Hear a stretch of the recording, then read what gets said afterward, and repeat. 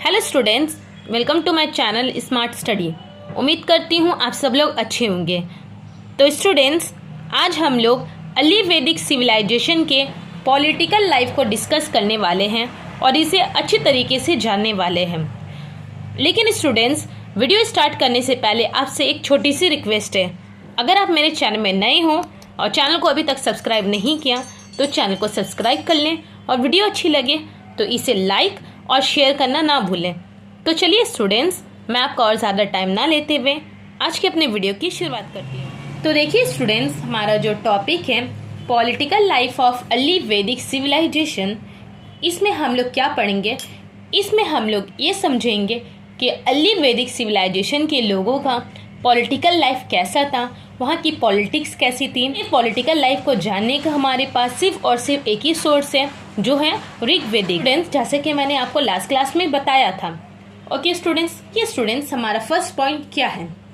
The basis of the political and social organisation of the Rigvedic people was the family. क्या बोला जा रहा है? देखिए, जो ऋग्वेदिक पीपल्स थे, इनका जो पॉलिटिकल और सोशल ऑर्गेनाइजेशन जो था वो किस पे बेसिस करता था? वो फैमिली पे बेस करता था। ओके, तो इस पॉइंट में ये बोला जा रहा है कि ऋग्वेदिक पीपल के लोगों का पॉलिटिकल एंड सोशल ऑर्गेनाइजेशन जो है वो किस पे बेस करता था? वो फैमिली पे बेस करता था। ओके स्टूडेंट्स, नेक्स्ट पॉइंट में क्या बोला जा रहा है, आइए जानते हैं। Several families together formed a grama. बहुत सारे जो फैमिलीज है वो मिलकर क्या बनाते थे? वो मिलकर ग्रामा बनाते थे। ओके, इस चीज को याद रखिएगा। सीवरल फैमिलीज मिलकर क्या बनाते थे? सीवरल फैमिलीज मिलकर ग्रामा बनाते थे।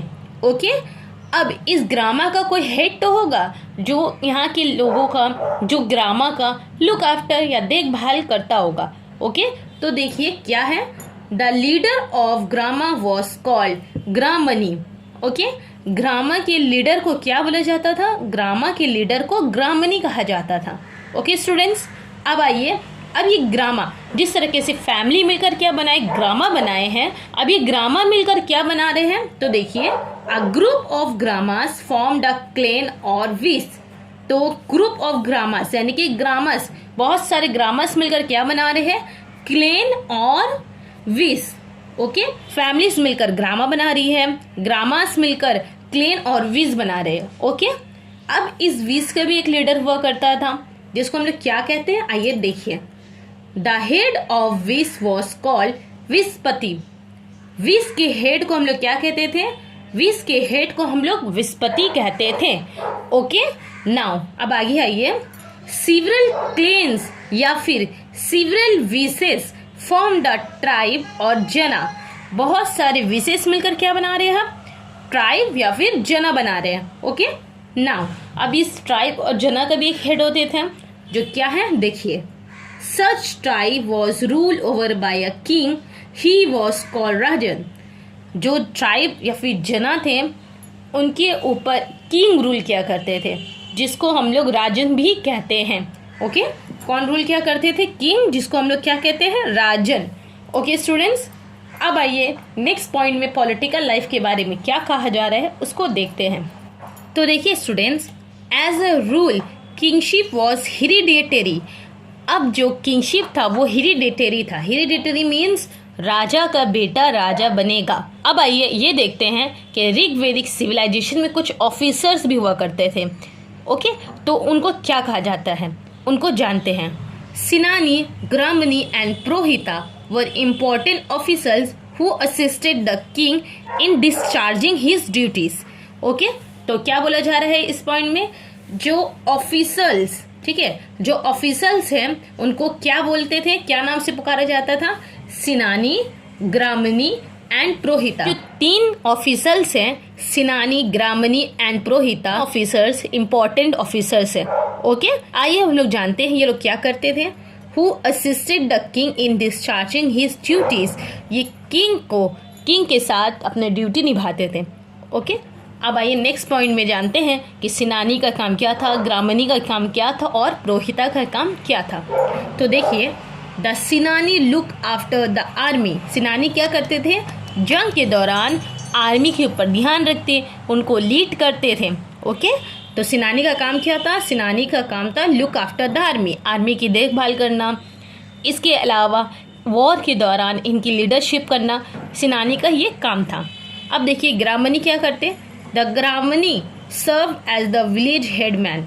ग्रामनी जो है वो विलेज के हेडमैन हुआ करते थे और विलेज में क्या कमी है, विलेज में क्या परेशानी है, किंग तक पहुंचाना ये ग्रामनी का काम था।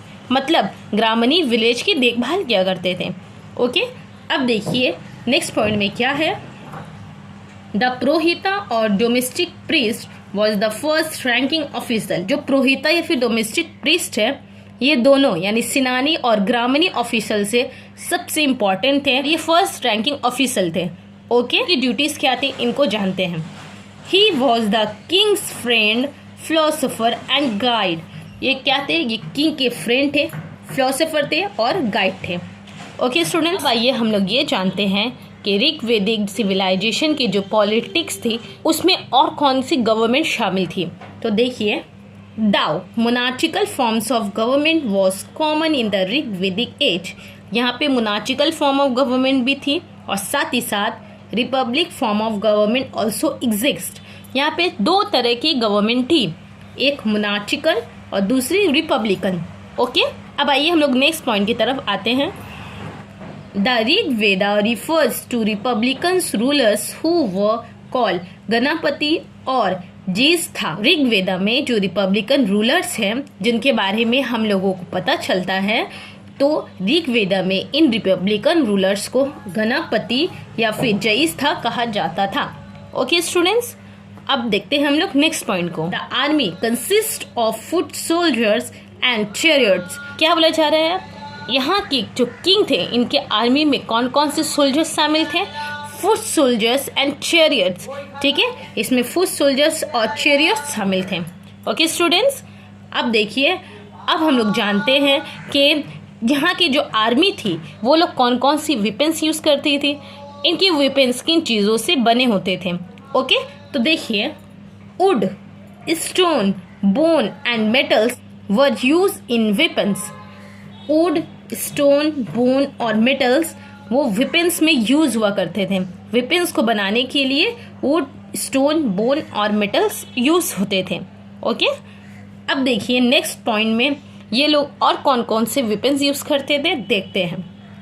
Arrows were tip with points of metal और पॉइजन हॉर्न। क्या बोला जा रहा है? एरोज, ठीक है, जो एरोज थे उसकी जो टिप है वो या तो मेटल से बने हुआ करते थे या फिर पॉइजन हॉर्न से बने हुआ करते थे। ओके, ये होते हैं हम लोग का एरो, जैसे आप लोगों ने देखा होगा। इसकी जो टिप है वो किससे मिलकर बनती थी? वो मेटल से मिलकर बनती थी या फिर पॉइजन हॉर्न यानी कि पॉइजन हड्डी से मिलकर बनती थी।